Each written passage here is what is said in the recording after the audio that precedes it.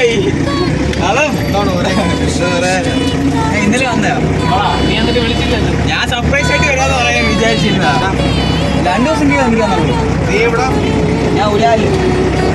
ക്രിസ്മസിന് വരുന്നില്ലേ? ക്രിസ്മസിന് ലീവ് എങ്ങനെയും പിടിച്ച് വാങ്ങണം.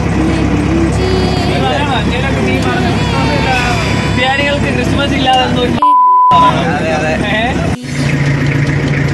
ready to roll.